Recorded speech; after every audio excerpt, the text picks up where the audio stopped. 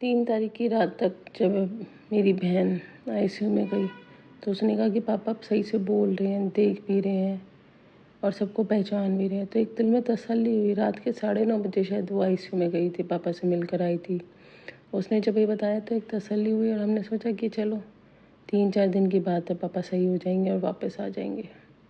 हम उसको बाद खाना वाना खा के घर चले गए। हमारे दिमाग में कोई एक परसेंट शिकन नहीं थी कि हमारे साथ क्या हो रहा है।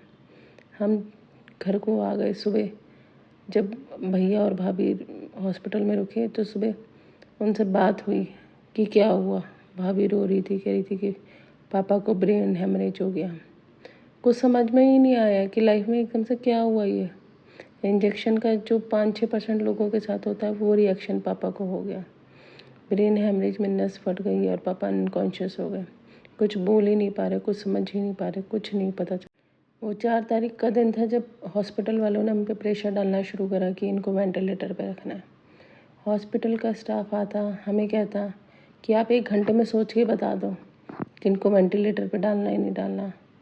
हम जिन्होंने आज तक यही सुना था कि इंसान वेंटिलेटर पे से वापस नहीं आता, बहुत ज़्यादा घबरा गए।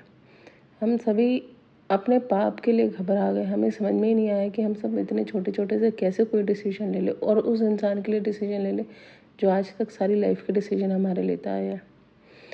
किसी तरीके से उन्होंने हमें इतना कन्विंस कर दिया या हमें इतना डरा दिया कि हमें उनको वेंटिलेटर के लिए हाँ बोलना पड़ा कि आप पापा को वेंटिलेटर पे करो।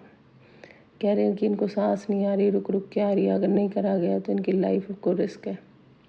फिर उन्होंने 5 तारीख की बात है, उन्होंने कहना शुरू करा कि इनके दिमाग में सूजन बढ़ रही है, अगर जल्दी ही इनकी सर्जरी नहीं कराई तो इनका बचना बहुत मुश्किल है।